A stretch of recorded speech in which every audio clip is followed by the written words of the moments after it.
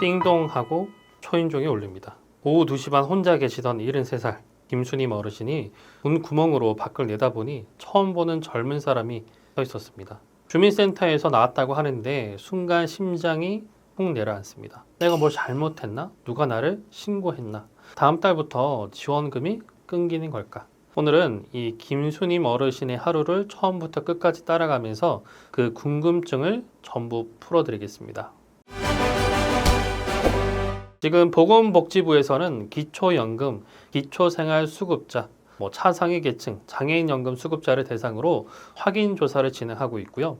이 영상 끝까지 보시면 공무원이 집까지 오는 진짜 이유 3가지와 문 앞에서 반드시 먼저 해야 할 확인 절차, 그리고 만에 하나 탈락 통보를 받았을 때 결과를 뒤집을 수 있는 법적 절차까지 전부 알아가시게 되실 겁니다. 먼저 그런데 문을 열어드리기 전에 순서가 하나 있는데요. 이게 진짜 핵심인데 그 사람이 진짜 공무원인지부터 확인하는 겁니다. 요즘 확인조사 기간이라는 걸 악용해서 공무원을 사칭하는 몹쓸 사람들이 있거든요. 어르신, 이번에 수급 자격이 위험한데 제가 손 써드릴 테니 수수료를 달라. 이런 식으로 접근하거나 조사에 필요하다면서 통장 비밀번호나 신분증 카드 같은 걸 요구하는 수법인데요. 여기서 딱 하나만 기억하시면 됩니다. 진짜 담당 공무원은 어르신께 돈을 달라고 하는 일이 절대 없고요.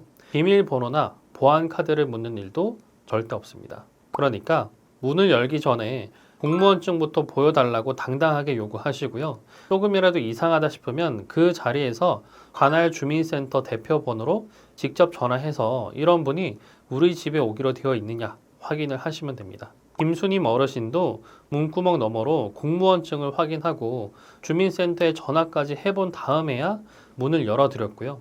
이 순서가 어르신의 돈과 개인정보를 지키는 첫 번째 잠금 장치라고 생각하시면 되겠습니다. 자, 그러면 이제 본론인데요. 애초에 왜 집까지 찾아오는 걸까요? 사실 대부분의 확인 조사는 어르신이 모르는 사이에 이미 끝나 있습니다. 국세청 소득자료, 건강보험공단 자료 같은 전산망을 돌려서 서류로 확인이 되면 방문 자체가 없거든요. 그런데 서류는 흑백 사진 같은 거죠. 윤곽은 보여주는데 색깔은 안 보여주거든요. 서류에 찍힌 숫자와 실제 살아가시는 모습 사이에서 색이 안 맞는 부분이 생기면 그때 사람이 직접 눈으로 확인하러 오는 겁니다. 그 색이 안 맞는 경우가 크게 3가지인데요.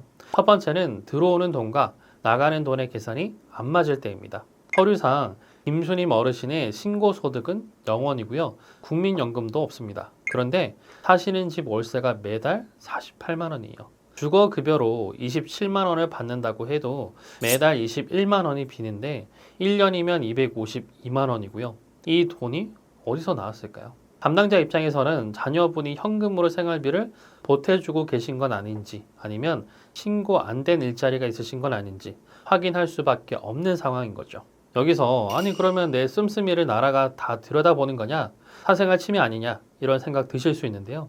그렇지 않습니다. 개인 카드 사용 내역이나 세부 지출 내용은 개인 정보라서 공무원이 조회할 수가 없고요. 그래서 오히려 직접 뵙고 여쭤보는 방식을 택하는 거고 어르신이 사정을 설명하시면 그게 그대로 기록으로 남아서 어르신을 지켜주는 근거가 되는 겁니다. 두 번째는 실제로 몇 분이 함께 사시는지 확인할 때인데요.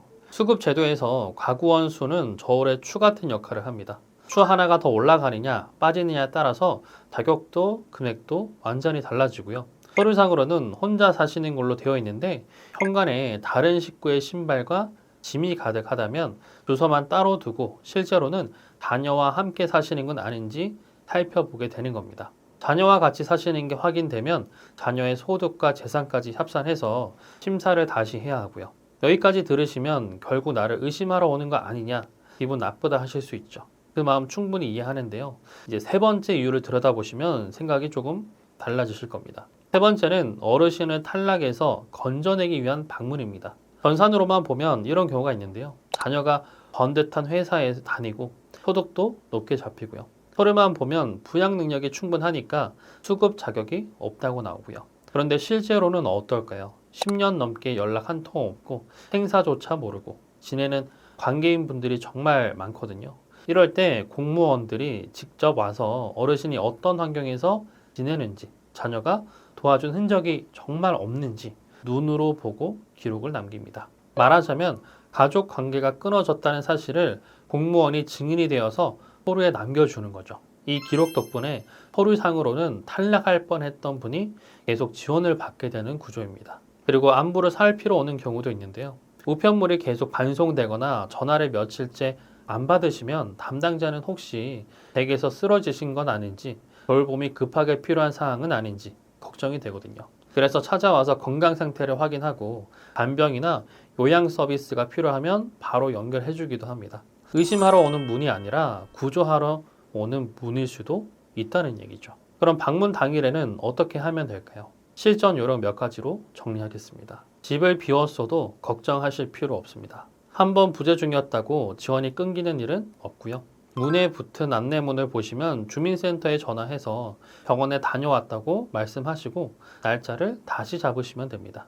임대차 계약서, 병원비, 영수증, 공과금, 고지서와 같은 서류를 한 봉투에 모아두시고요. 내 생활을 있는 그대로 보여주는 자료가 준비되어 있으면 설명이 훨씬 쉬워지거든요. 이게 제일 중요한데요. 사실과 다르게 말하거나 피하는 것만은 하지 마시길 바랍니다. 겁이 난다고 전화를 계속 안 받거나 함께 사는 가족을 없다고 말씀하시면 나중에 확인됐을 때 부정수급으로 처리돼서 그동안 받으신 금액을 전부 반환해야 하는 상황까지 갈 수 있습니다. 있는 그대로 솔직하게 말씀하시는 게 어르신을 지키는 가장 튼튼한 방패고요. 그런데 조사를 성실히 받았는데도 며칠 뒤에 우편함에 다음 달부터 수급이 중지된다거나 금액이 줄어든다는 통지가 올 수도 있는데요. 김수님 어르신이 이 통지를 받았다고 가정해 보겠습니다. 여기서 포기하고 주저앉으시면 절대 안 되고요. 왜냐하면 결과에 불복해서 다시 심사받을 수 있는 권리가 법으로 보장되어 있거든요. 국민기초생활보장법에는 처분의 이의가 있을 때 90일 이내에 이의 신청을 할 수 있도록 하는 조항이 마련되어 있습니다. 구체적인 조문과 절차는 국가법령정보센터나 주민센터에서 꼭 한 번 더 확인해 보시길 권해드리고요.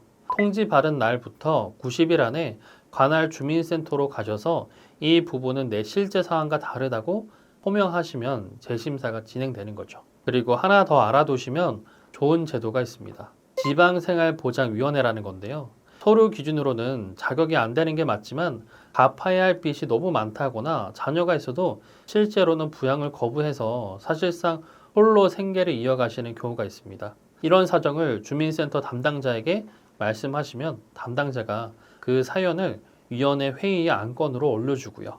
위원회에서 서류상으로는 어렵지만 지금 지원을 끊으면 생계가 막막하니까 예외적으로 수급권자로 인정하자고 결정할 수 있는 제도거든요.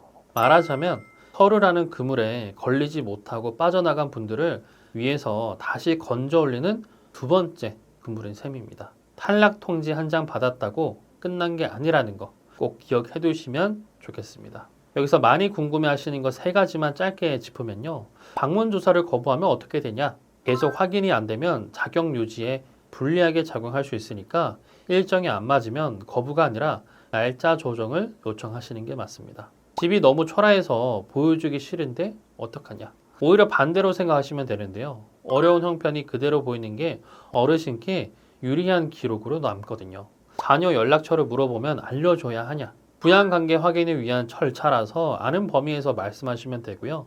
연락이 끊긴 상태라면 끊겼다는 사실 자체를 그대로 말씀하시면 됩니다. 이제 김수님 어르신 이야기의 마지막 장면인데요.